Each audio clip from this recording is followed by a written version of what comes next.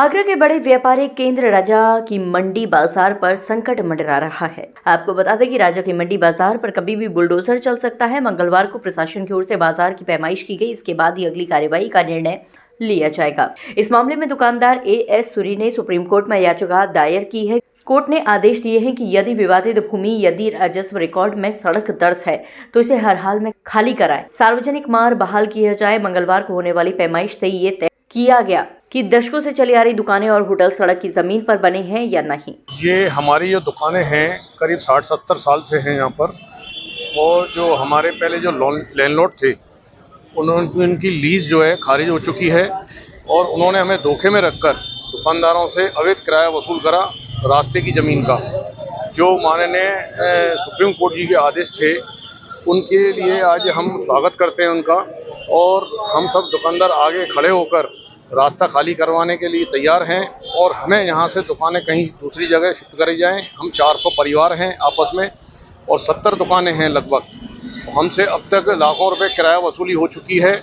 हम दुकानदार छोटे छोटे दुकानदार हैं, 50 स्क्वायर फुट की दुकानें हैं, उनसे किराया जो है 900-800 रुपये से लेकर, और उन लोगों ने करीब 1 लाख रुपए तक की डिग्रियां बनवाकर किराया वसूली करी जा रही है।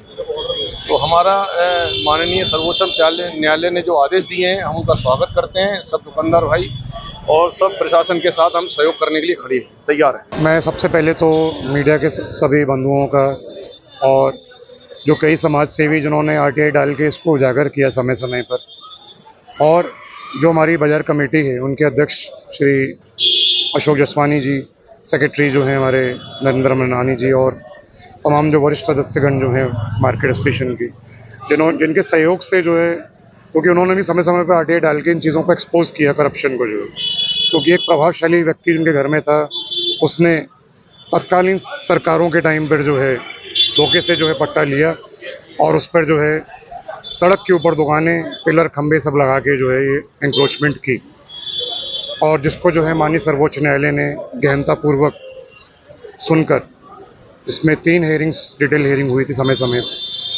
तीनों पक्षों का, स्टेट का, हमारा और सामने वालों का पक्ष सुनते हुए उन्होंने एक डायरेक्शंस पास किए, बाकायदा रेट को डिस्पोज ऑफ किया, रिहैबिलिटेशन के लिए भी लिखा, और ये बोला कि ये हम अपनी अंतरात्मा से जो है ये आदेश दे रहे हैं, ये पब्लिक कॉज के लिए है कि जो सड़क है आपके या पार्क की जगह है, जितने फुटपाथ है, ये सब जो है ये नॉर्मल पब्लिक के लैंड है, जिस पे जो एक प्राइवेट आदमी कभी भी इंक्रोच नहीं कर सकता, और उस पे यदि कि किसी भूलवश किसी अधिकारी द्वारा अलॉटमेंट कर भी दिया गया है तो ऐसे में वो भूल सुधारी जा सकती है, उनको रिहैबिलिटेट करना चाहिए।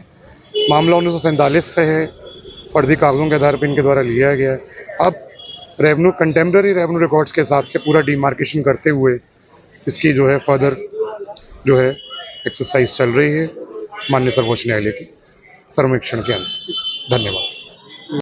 बाजार के 60 दुकानदार दशकों से यहां अपना व्यापार कर रहे हैं। याचिका में पट्टे की वैधता और सड़क की जमीन को दबाने का मुद्दा उठाया गया, जिसके बाद सुप्रीम कोर्ट ने आदेश में स्पष्ट किया है कि सीमांकन के दौरान राज्य पदाधिकारी ये जांचेंगे कि किराएदारी शुरू होने से पहले सरकारी रिकॉर्ड में क्या वहां सड़क मौजूद थी। यदि पैमाइश में सड़क और फुटपाथ की जमीन पुख्ता होती है तो उसे तत्काल अतिक्रमण मुक्त किया जाएगा। कोर्ट ने यह भी साफ कहा है कि सीमांकन के दौरान किसी पक्ष का मौजूद रहना जरूरी नहीं है। वहीं एडीएम प्रोटोकॉल प्रशांत तिवारी का कहना है कि भूमि की सीमांकन के लिए एसडीएम की अध्यक्षता में टीम बनाई गई है।